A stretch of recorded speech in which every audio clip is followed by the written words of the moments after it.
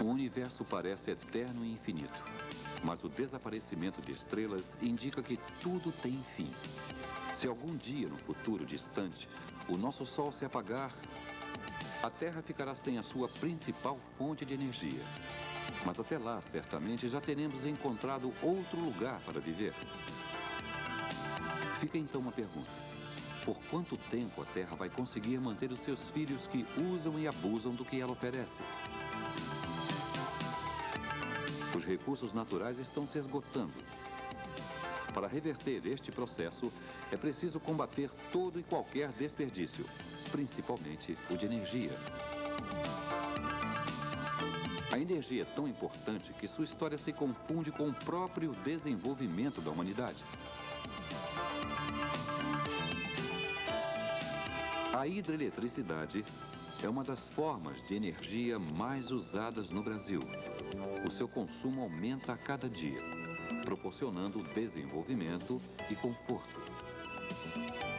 A energia elétrica que consumimos vem de lugares cada vez mais distantes. Os custos de sua produção e transmissão estão ficando cada vez mais altos. Por isso, há uma tendência mundial para o combate ao desperdício de eletricidade. E a Eletrobras acompanha esta tendência. Produtos e equipamentos eficientes estão sendo produzidos. Novos hábitos de consumo vão se incorporando ao cotidiano das pessoas. No Brasil, o principal agente de combate ao desperdício de eletricidade é o Procel, programa do governo cuja secretaria executiva se localiza na Eletrobras. Sua meta é reduzir o consumo de energia elétrica gradativamente até 2015. Isto representa evitar a construção de 2 usinas do porte de Itaipu, com um ganho líquido de 34 bilhões de reais para o país. Tudo que se aprende desde cedo se aprende melhor. Por isto, uma das ações mais importantes do Procel é o projeto Procel nas escolas, em parceria com o Ministério da Educação. São oferecidos cursos de capacitação para professores, material didático exclusivo com um sistema de acompanhamento e avaliação de resultados. O projeto é implantado a partir de convênio com as concessionárias de eletricidade e as secretarias de educação. Além disso, o Procel se une às universidades, faz parcerias com sindicatos, indústrias, associações de classe e organizações não governamentais, entre outras. Difunde informações, investe em pesquisas, promove cursos, concede financiamentos e apoia empresas de consultoria e engenharia. Todo ano, o Procel concede a empresas e profissionais o prêmio de combate ao desperdício de energia elétrica e aos eletrodomésticos mais eficientes o selo de eficiência energética.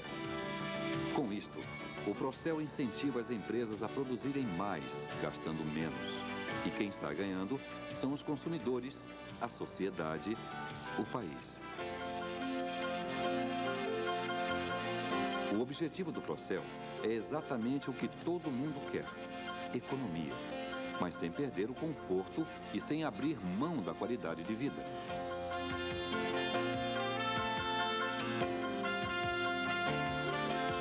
O Brasil faz a sua parte e a terra iluminada de alegria agradece.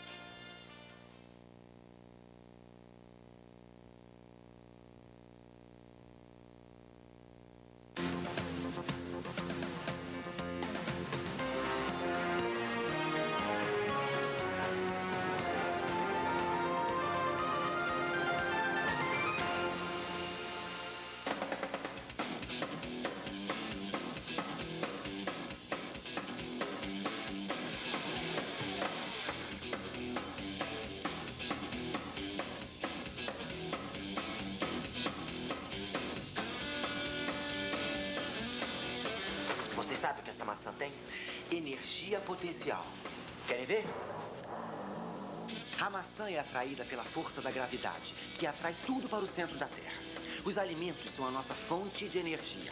E a energia é o recurso da vida. Ela é fundamental para tudo. Inclusive para correr, em emergências, por exemplo. Beto, eu te pego!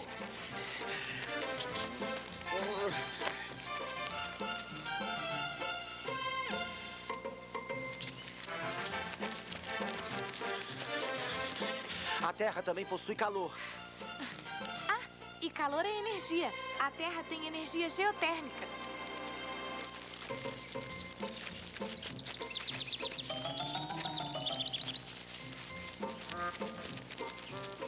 O calor da Terra pipoca em forma de vulcões, geysers, que são fontes de água a temperaturas altíssimas.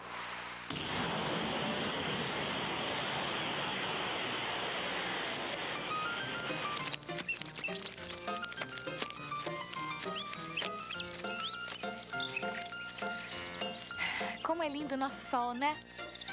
É a nossa maior fonte de energia. Os raios se juntam com a clorofila e acontece a fotossíntese. É assim que as plantas crescem. Ai, nossa! Não, calma. Afinal, o raio também é energia. Não aproveitada, é verdade.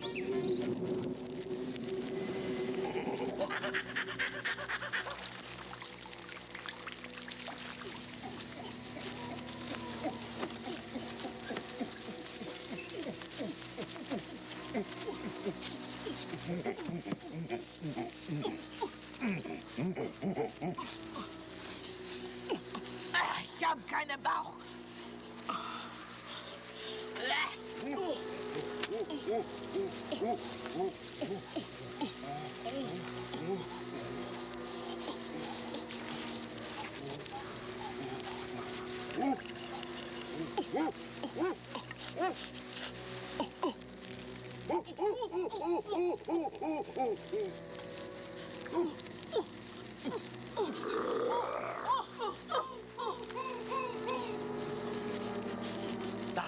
Dada.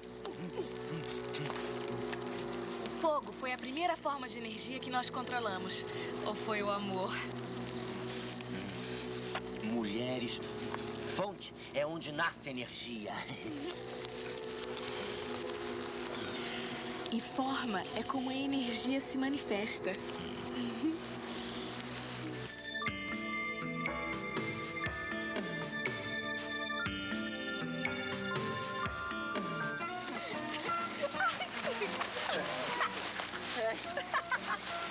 Energia é toda a força da natureza que nós podemos usar para trabalhar para nós. Vamos, anda, energia!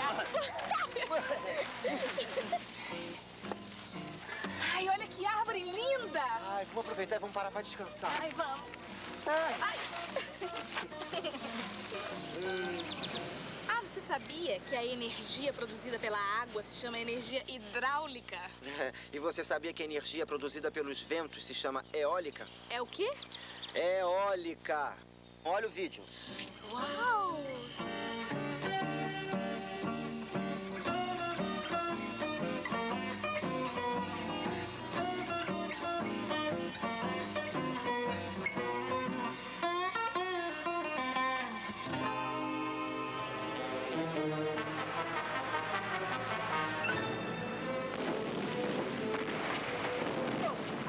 A propósito, o ser humano também inventou a pólvora.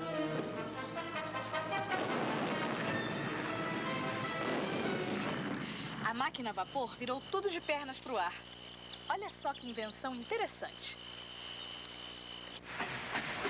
No início, queimava-se madeira para esquentar a água. Depois é que descobriram os combustíveis fósseis, que rendem muito mais e ocupam muito menos espaço. É, mas de combustível fóssil entendo eu. Sai! Vamos sim. Não! Ai. Os combustíveis fósseis são o petróleo, o gás natural e o carvão mineral. Os combustíveis fósseis são o resultado de vegetais e animais que entraram em decomposição há milhões de anos e foram soterrados pela erosão. Ah, com os combustíveis fósseis fomos muito longe.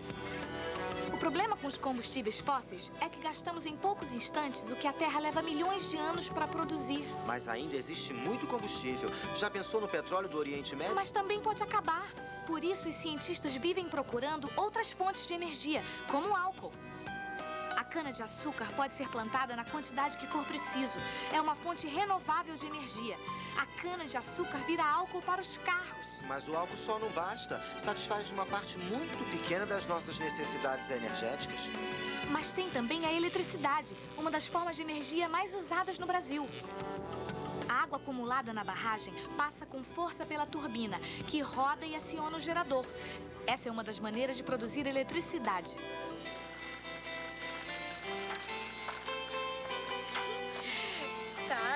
Tarde na noite, né? É mesmo? Você vai no baile mais eu? Eu não. Tá escurecendo, tem medo escuro. Você não tem medo escuro, não? Eu que tenho medo de nada, não. E que escuro é esse, não?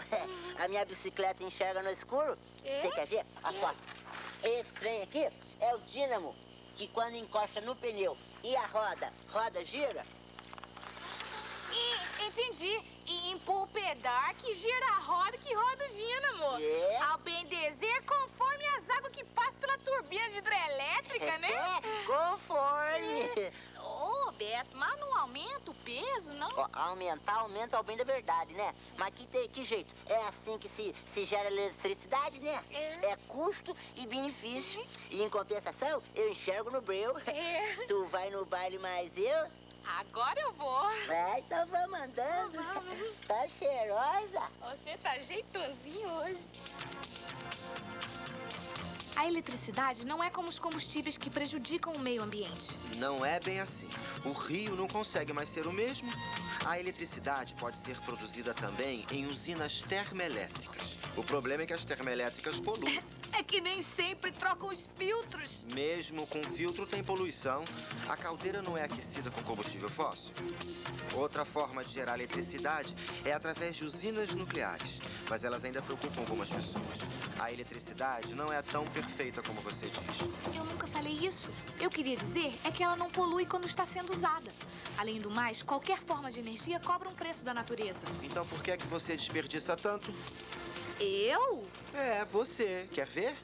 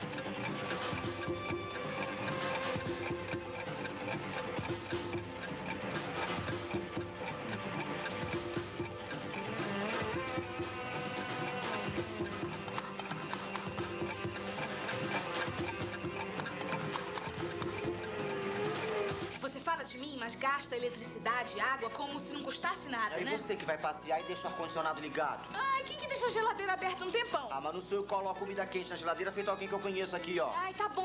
Nunca mais uso eletricidade. É, só se for morar no mato, né? Feito mulher das cavernas. É o que eu vou fazer. Não vai nada, Ou sim, é, Não quer vou ver? volta, querida, porque sem você eu entro em curto-circuito. Menos um desperdiçador. Tati, eu tô tendo uma ideia luminosa. Ai, já sei. Vamos usar energia solar, que não polui e não causa catástrofe. Não, mas você sabe muito bem que isso ainda não é possível, né? Ah, então eu só volto quando o sonho solar vira realidade. Não, senhora. A gente vai fazer o seguinte. Nós vamos conseguir pintar assim, as paredes da casa toda com uma cor mais clara. Agora a casa tá ficando mais alegre e mais clara. Pode ser mais iluminada com menos energia. Aham, e nós vamos usar lâmpadas fluorescentes compactas que consomem muito menos energia e duram uma eternidade. Eu sei que os eletrodomésticos consomem menos quando estão num lugar arejado, longe do fogão e do sol. Será que existe uma geladeira mais econômica? Será? Tem sim. São geladeiras com a mesma capacidade de conservação de alimentos, mas que consomem menos eletricidade. Nossa, tem também aparelhos de ar-condicionado eficientes. E com o selo do Procel fica mais fácil identificá-los na hora da compra. Sabidona. No começo, eu desconfiei um pouco desse negócio de combate ao desperdício, sabe? Ai, que coisa de gente careta. Isso é coisa de gente que não aceita mudança, nem que seja pro melhor. Alguns alunos vieram me dizer que tinham criado uma comissão interna de conservação de energia. Veja bem, eu achei isso muito esquisito. Achei até que não ia dar certo. Evidentemente, eu devo admitir que me surpreenderam. E hoje eu sou um dos participantes mais animados. Cheguei até a criar uma comissão lá em casa. Antes de fazer qualquer mudança em nossas empresas, avaliamos custos e benefícios. Usando equipamentos energeticamente eficientes e evitando desperdícios de eletricidade, podemos oferecer nossos produtos por preços mais baixos. Espero que a concorrência não descubra, né? Patrãozinho pão duro esse, você viu? Ó, se dependesse de mim, ele ia economizar nada. Essa coisa de campanha contra o desperdício é bom pra sociedade como um todo, claro, entendeu? É claro que eu sou a favor. Eu sou a favor, porque o dinheiro que é economizado em usina, em poste e em fio, pode ir pra saúde, pra educação, entendeu? Tem que ter mentalidade, né? Porque aí vai deixar de pensar no futuro.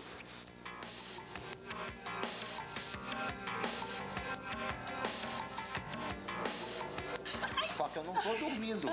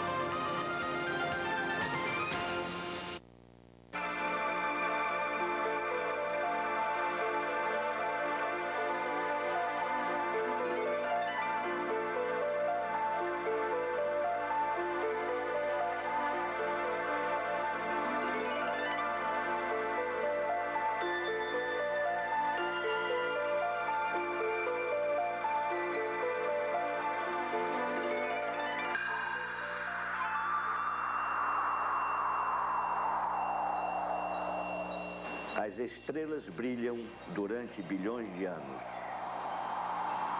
Então, começam a se apagar lentamente. Mas as supernovas têm muita massa e, ao final da existência, explodem. Em seu grito de parto, espalham toneladas de matéria nova que adubam as nebulosas, os berçários estelares. Em uma nebulosa de nossa galáxia nasceu o Sol. Em torno do astro-rei surgiram planetas, fecundados por aquelas sementes geradas no útero das supernovas. Na Terra, eclodiu a vida, resultado da paixão, acasalamento e simbiose entre partículas do universo.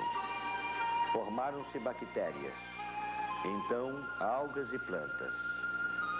Depois, os animais, nossos parentes mais próximos. Aos poucos, a natureza passou a ter noção de si mesma. Apareceu a humanidade.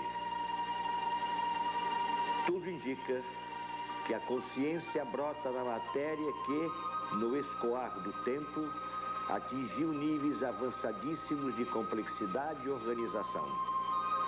O homem é fruto desse longo processo cósmico. Mas todos os seres são filhos das estrelas. Estão sempre a fluir e têm mais afinidades entre si do que parece. A diferença entre os chimpanzés e nós, por exemplo, é de menos de 1% na codificação da DNA. Sem falar que temos a mesma origem que as pedras. Nada ocupa o ápice da evolução.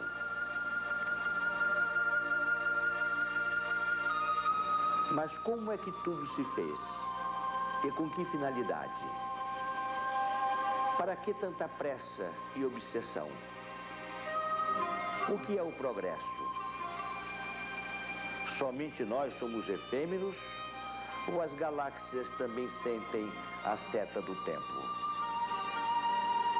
O que estamos fazendo neste subúrbio galáctico, nesta pequena nave azulada? O universo é realmente como imaginamos? Será que nossa razão e nossos sentidos nos permitem conhecer a alma do mundo? Não ocupamos o centro do sistema solar. O Sol não é o coração de nossa galáxia. A Via Láctea não é o ponto de convergência do universo. Os continentes deslizam sobre o magma. O clima se altera. A atmosfera se transforma. A Lua se distancia de nós. A Terra se acelera. Os cometas colidem com os planetas. Vulcões e terremotos modificam nossa geografia. O Sol envelhece. Para onde vamos? Queremos respostas lógicas e coerentes. Mas tudo é mistério e nossas opiniões são limitadas, mesmo as científicas. Acabaram-se as verdades reveladas e as leis universais.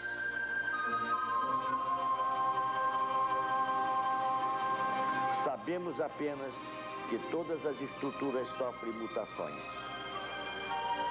Para realizar suas sínteses, a matéria está sempre em movimento de troca, revezamento e associação. Só que as grandes mudanças parecem imprevisíveis, presididas pelo acaso. É como se tudo fosse apenas efeito, sem causa. Mas o resultado pode deslumbrar e nos faz supor que a aparência de caos se deve à riqueza e à variedade. Se silenciamos, ouvimos uma sinfonia secreta, orquestrada por uma mão invisível, que organiza a matéria e mantém solidária a heterogeneidade infinita. As lavas dos vulcões também fertilizam. O cometa que se chocou contra a Terra destruiu os dinossauros, mas abriu caminho para os mamíferos. Ao explodir, a supernova produz vida. O novo costuma surgir da ruína. Morte e criação se complementam. Todo desaparecimento abre vias evolutivas. O fim e o começo se encontram para florescer. É o eterno retorno cósmico. Não conseguimos penetrar o mundo em si, mas percebemos a riqueza das relações entre os fenômenos.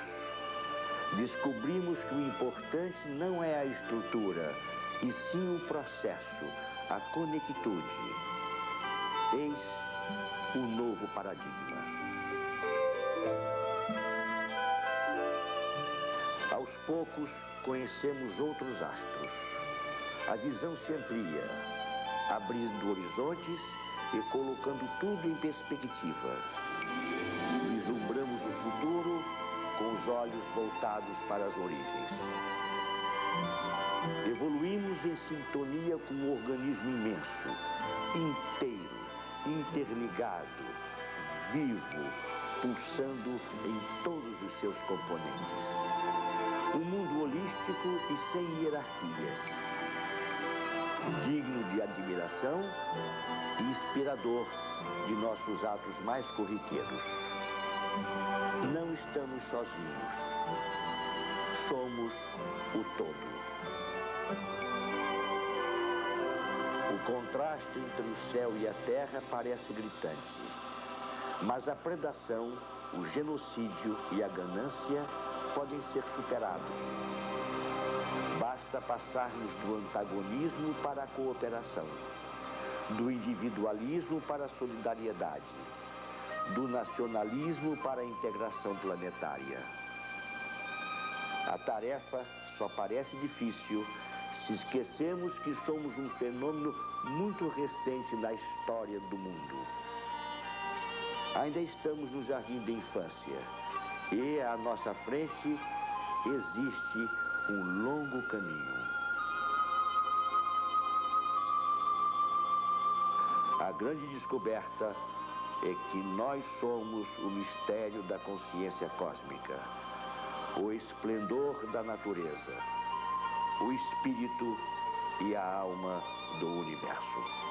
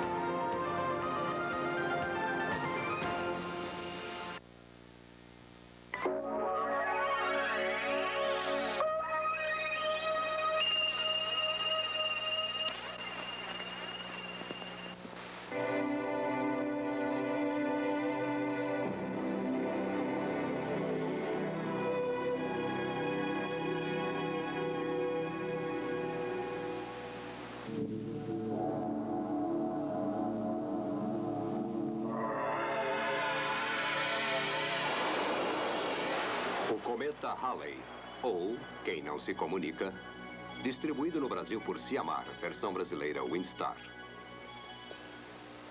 A comunicação, ou mais precisamente a sua ausência, nos afeta quase todos os dias. E nós vivemos no período mais crítico das comunicações de todos os tempos. Porém, se não comunicarmos com eficiência e clareza, nenhuma tecnologia deste mundo nos ajudará a transmitir nossas mensagens. Veja aqui um exemplo bem humorado das falhas de comunicação.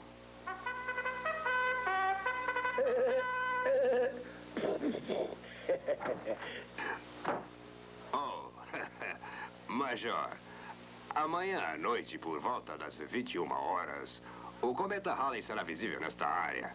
Um evento que só acontece uma vez em cada 76 anos. Bem, mande colocar os soldados em forma no pátio, em frente à intendência. Eu vou explicar a todos esse raro fenômeno. Se acaso chover, nós não poderemos ver o cometa. Então coloque a tropa no teatro e eu lhes mostrarei filmes a respeito. Passe os detalhes para o capitão. E é só isso.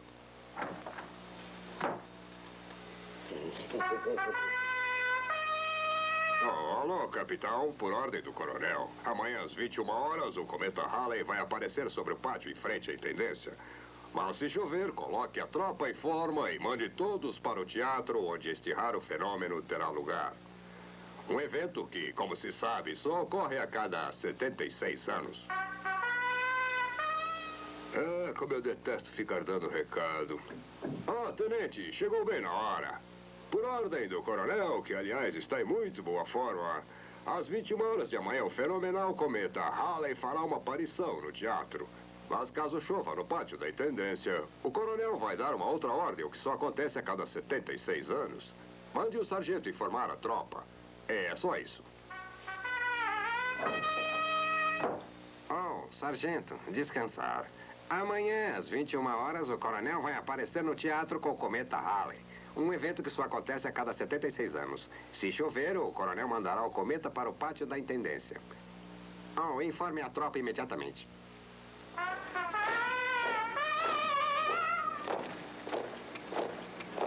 Sentido! Muito bem, pessoal, atenção!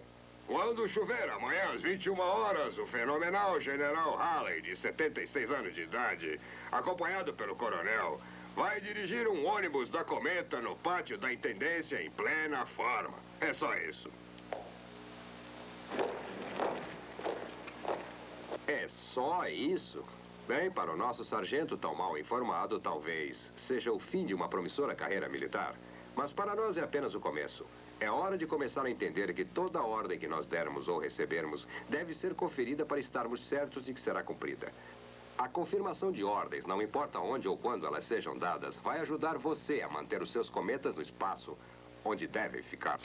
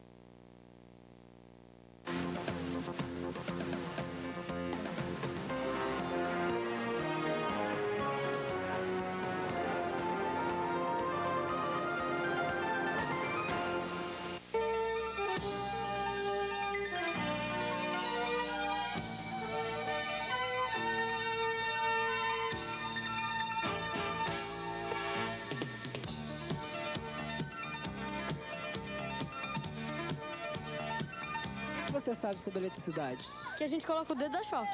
É meio perigoso, eu acho, né? É uma coisa boa que serve muito para as pessoas. Eu acho a eletricidade uma coisa útil para as casas, porque sem ela a gente não pode viver. Senão a gente não vai ver a televisão, o rádio, não pode ter a máquina, a geladeira. É um negócio que faz funcionar as luzes, um monte de negócio. Faz funcionar brinquedo, televisão. Energia. É muita luz, uma coisa fantástica. Esta força realmente fantástica, chamada energia elétrica, tem muitas utilidades. Ela aquece,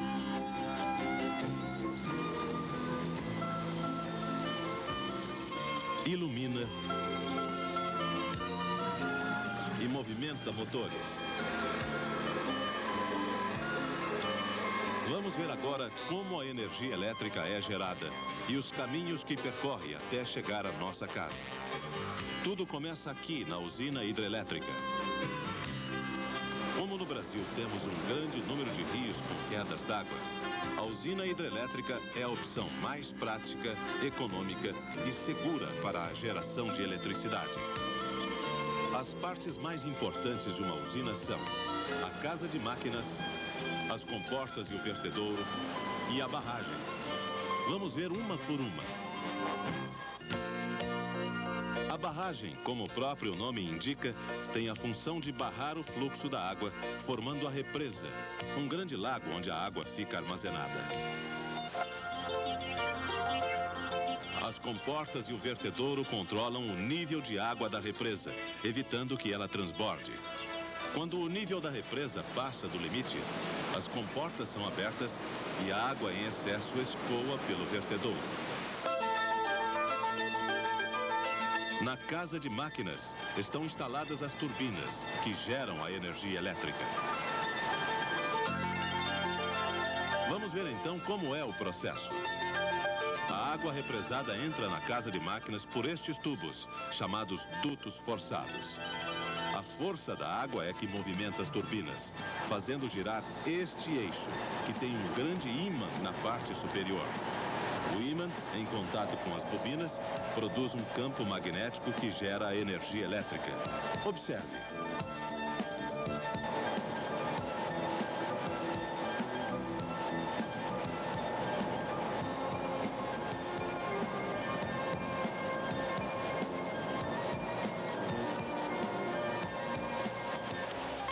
Depois de gerada, a energia elétrica sai da usina por estes cabos, diretamente para a subestação elevadora.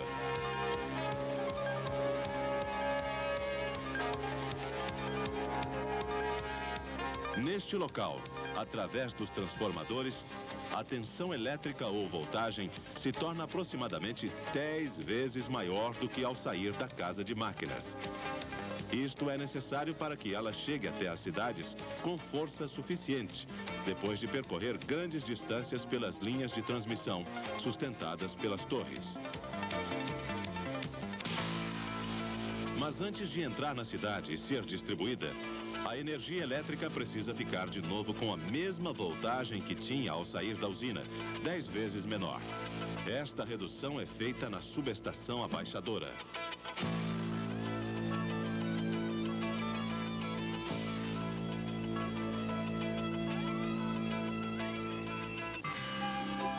Da subestação abaixadora, a energia segue o seu caminho pela rede primária, agora pelas linhas de distribuição. Mas nessa etapa, a voltagem ainda é muito alta para ser consumida. Antes de chegar à sua casa, ela é novamente reduzida, desta vez nesses transformadores instalados em alguns postes da rua. Só aqui a energia elétrica fica com a quantidade de volts ideal para o consumo, que varia de região para região. Pergunte ao seu monitor qual é a voltagem ou tensão elétrica do local onde você mora. Finalmente, a energia elétrica entra para a rede secundária e chega até a sua casa. A concessionária de energia elétrica é a responsável pela entrega da energia até o medidor ou relógio de cada residência ou estabelecimento. Graças à energia elétrica que está entrando neste momento em sua escola, você pode acompanhar toda a trajetória da eletricidade da usina até a sala de aula. Agora, o monitor vai desligar a TV e você vai perguntar a ele tudo o que ainda quiser saber sobre os caminhos da energia elétrica.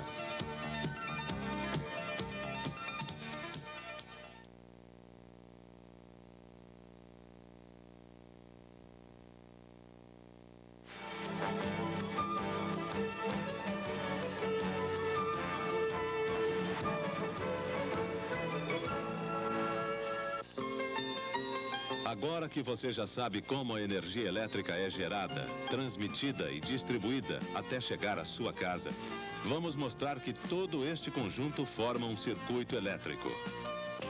Para você entender melhor, utilizaremos estes dois painéis.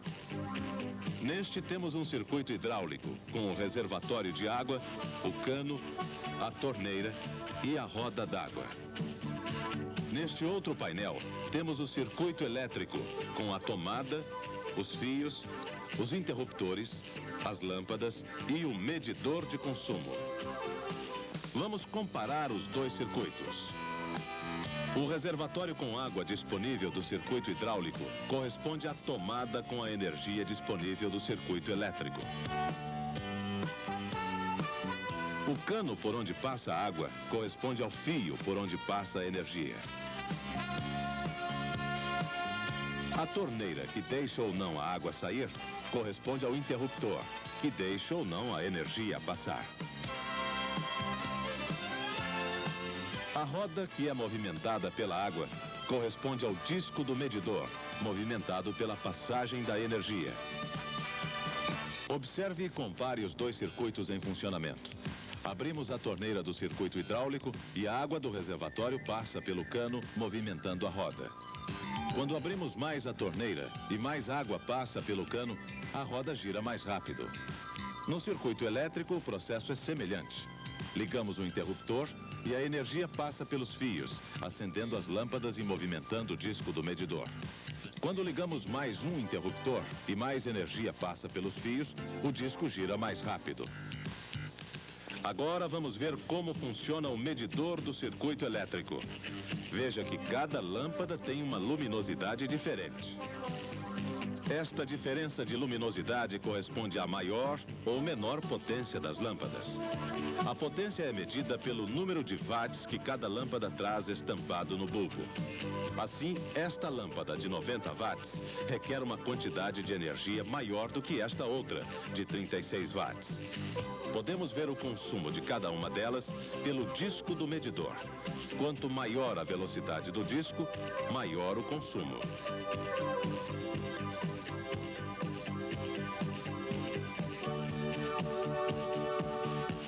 Assim como as lâmpadas, os aparelhos eletrodomésticos também têm potências diferentes, que variam conforme o aparelho e conforme o fabricante. De acordo com a potência, os eletrodomésticos consomem mais ou menos energia. Veja estes exemplos.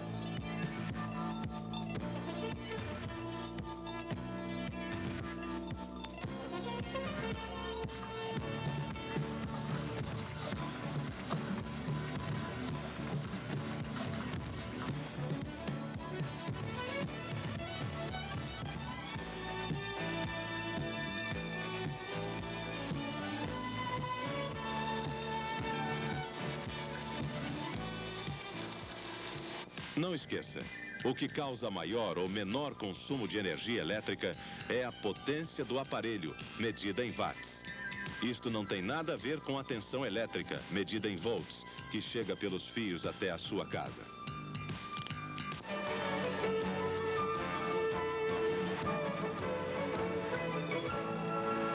Neste ponto, é importante você saber que a energia elétrica pode se tornar perigosa quando mal utilizada.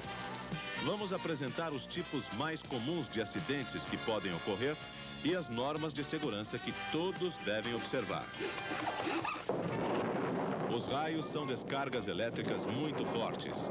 Em locais descampados, não se abrigue embaixo de árvores quando estiver chovendo.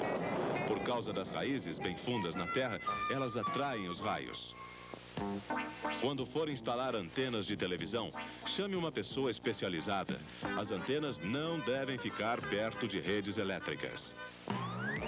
Nunca mude a posição do chuveiro de inverno para verão ou vice-versa, com o aparelho ligado ou com o corpo molhado. Não use objetos para movimentar a chave. Quando for empinar papagaios, evite usar fios metálicos e papel alumínio. Não coloque na linha do papagaio objetos cortantes como pó de ferro ou gilete. Se o papagaio ficar preso na rede elétrica, não force a linha nem use bambu para retirá-lo. Os caminhões não devem andar com cargas muito altas. Elas podem danificar a rede elétrica. Se você encontrar algum assim, fale com o motorista. Quando for trocar um fusível queimado, evite ficar descalço e não use moedas ou arames.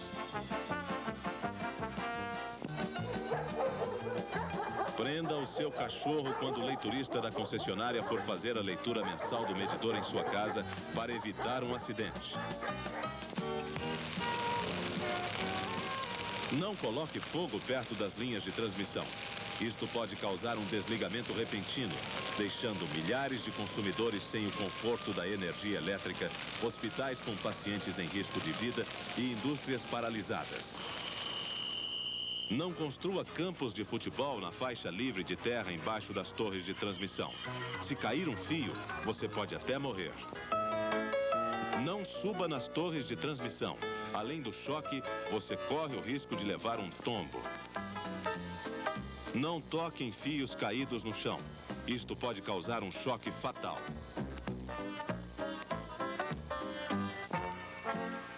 Não jogue objetos nos fios da rede primária ou secundária da janela de edifícios ou sobrados.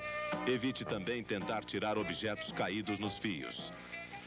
Nunca quebre lâmpadas ou isoladores com espingardas, estilingues e pedras. Além do perigo, você terá que pagar a conta.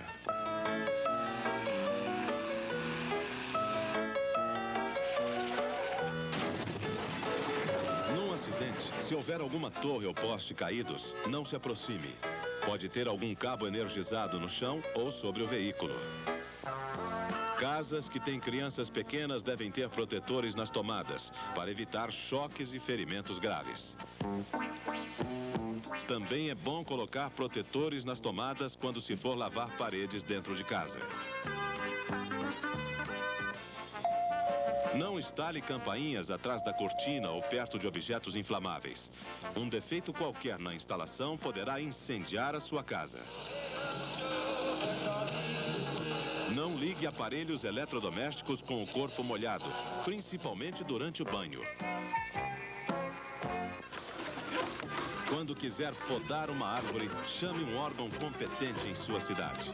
Uma pessoa não preparada poderá encostar nos fios da rede elétrica e ser eletrocutada.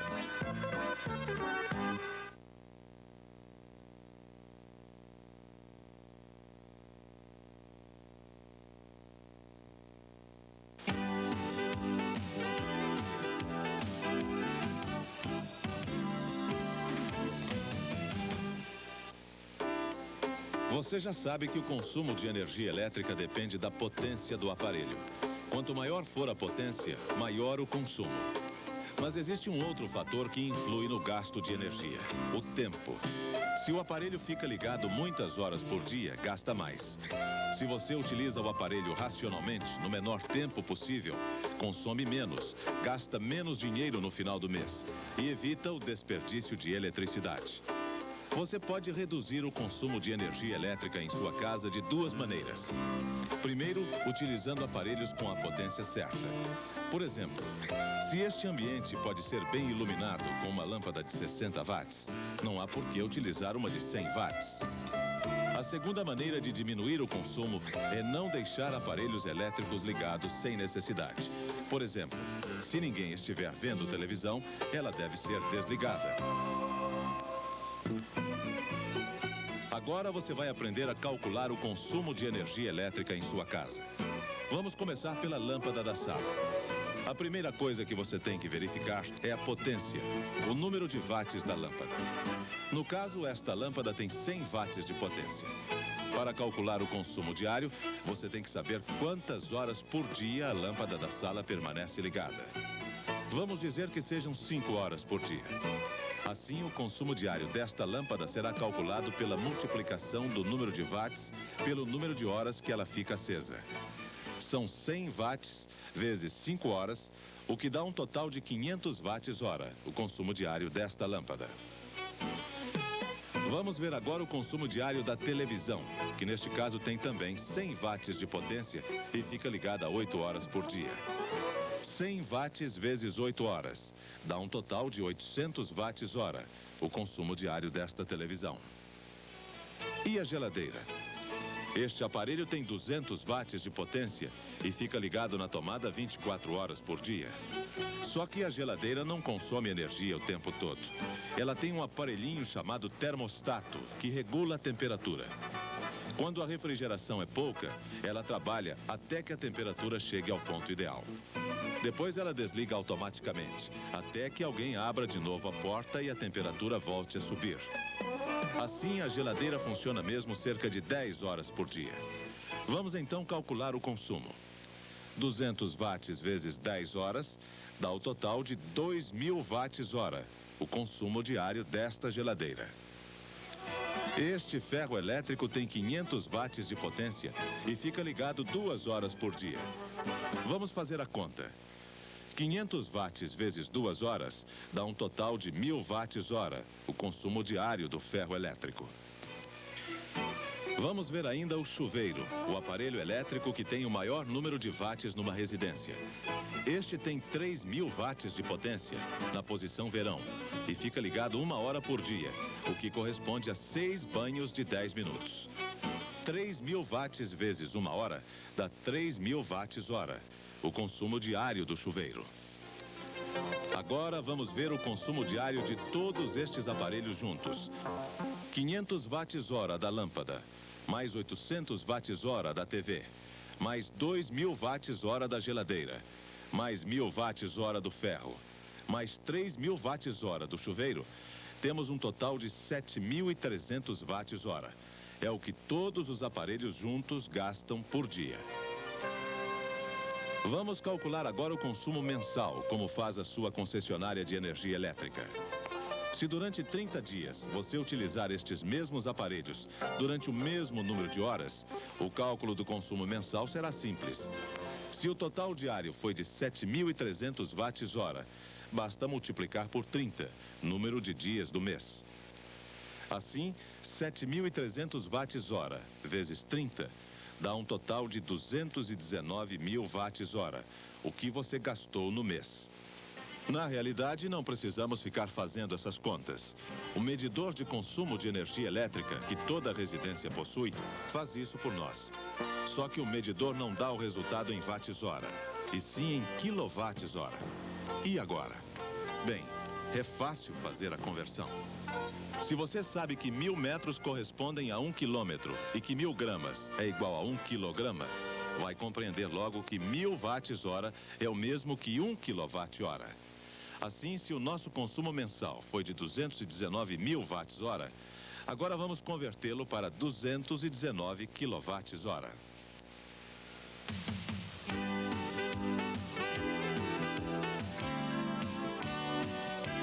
Agora você vai aprender a ler o consumo mensal de energia pelo visor do medidor de quilowatts-hora, que é o nome correto deste aparelho conhecido como relógio de luz.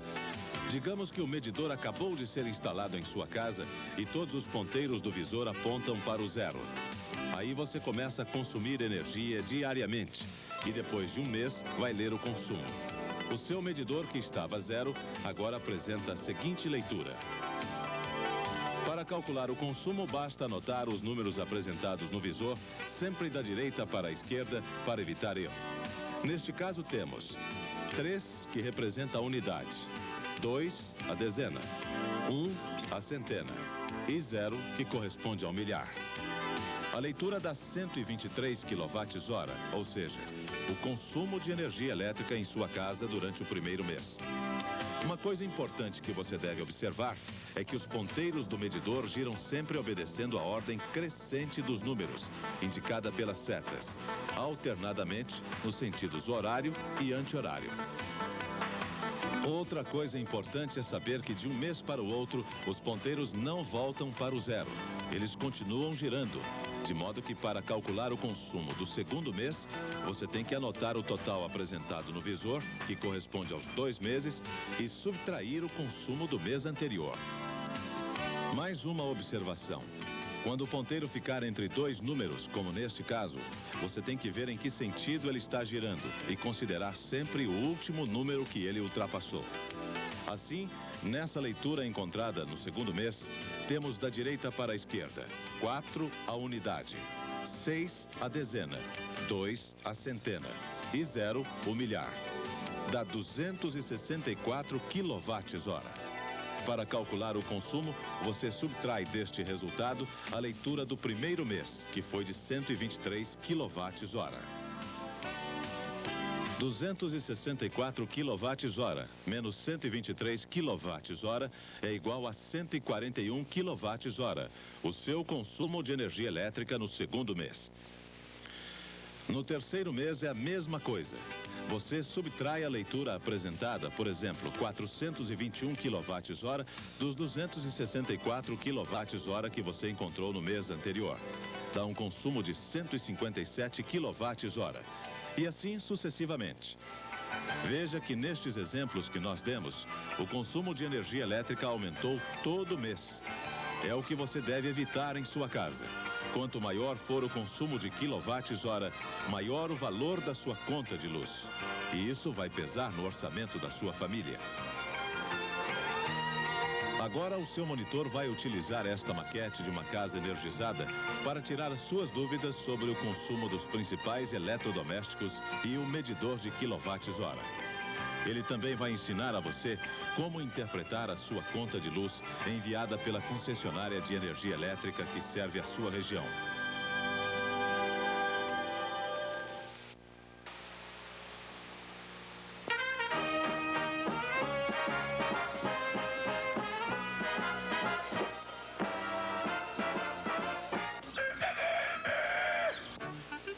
Esta é uma casa igual a centenas de outras, como a sua, por exemplo. Aqui mora um sujeito muito folgado chamado Esbanjão.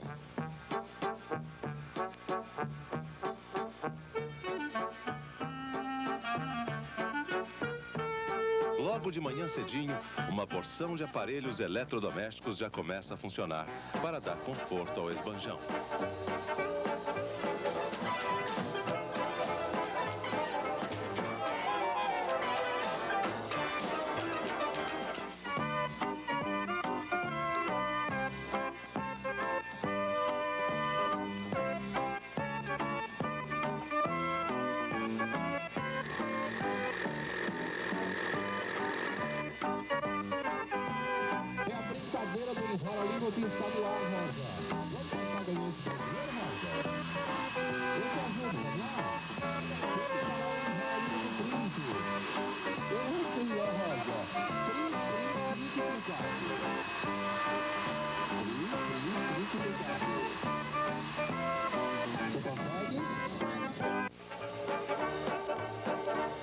Os dias passam. Aparentemente tudo vai bem, mas só até o final do mês, quando chega na casa do Esbanjão uma conta de luz.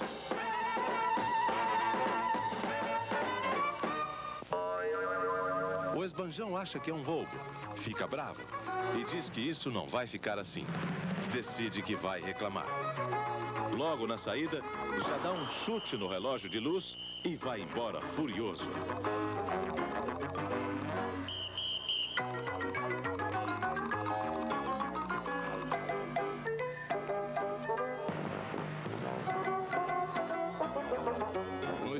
De atendimento da concessionária de energia elétrica, o Esbanjão exige uma vistoria no relógio de luz da casa dele e garante que deve ter havido algum engano. O relógio deve estar marcando errado. Pouco tempo depois, o Esbanjão recebe em sua casa um funcionário da concessionária de energia elétrica.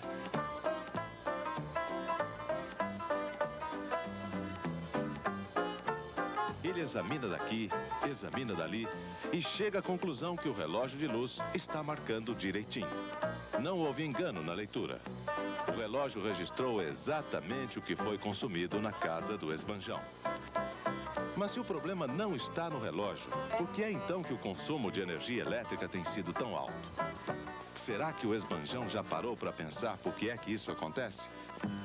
Vamos entrar de novo na casa e conhecer todos os eletrodomésticos que ele usa. Os principais aparelhos são a geladeira, o ferro elétrico, a televisão, o chuveiro, o aparelho de som e a máquina de lavar roupa. Agora vamos ver como o Esbanjão utiliza estes aparelhos elétricos. A máquina de lavar roupa é ligada sempre que ele precisa de uma roupa limpa, mesmo que seja só uma simples camisa. Com o ferro elétrico é a mesma coisa. Ele é ligado para passar só uma peça e ainda fica esquecido enquanto o dono da casa vai atender o telefone. O esbanjão adora tomar banho quente, bem demorado, e ainda fica brincando embaixo do chuveiro ligado. Mesmo no verão, ele só usa a chave na posição inverno. A geladeira é aberta toda hora. E o esbanjão costuma colocar alimentos bem quentes dentro dela. A borracha da porta que existe para impedir a entrada do ar quente está sempre em mau estado. A televisão fica o tempo todo ligada, mesmo que não tenha ninguém assistindo. E o esbanjão também gosta muito de ouvir uma boa música no seu aparelho de som, enquanto a TV fica ligada. A casa do esbanjão está sempre muito bem iluminada. As lâmpadas ficam acesas até mesmo durante o dia. Vendo tudo isso na casa do esbanjão, a gente percebe que a única maneira de reduzir o consumo de energia elétrica é evitar o desperdício. Isto só acontece quando se sabe utilizar corretamente a eletricidade.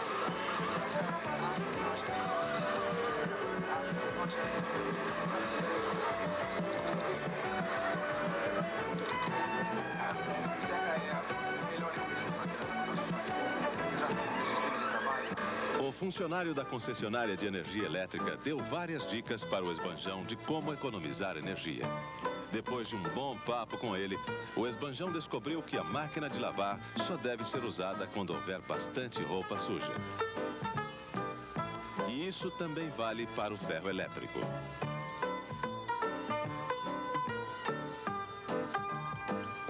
Quando o tempo está quente, o esbanjão muda a chave do chuveiro para a posição verão, com o aparelho desligado para não levar choque. O banho do esbanjão agora é muito mais rápido e ele fica limpinho do mesmo jeito. Quando está com fome, o esbanjão não fica mais abrindo e fechando a geladeira sem parar. Ele escolhe o que quer e tira tudo de uma só vez. A comida quente do fogão ele espera esfriar antes de colocar na geladeira.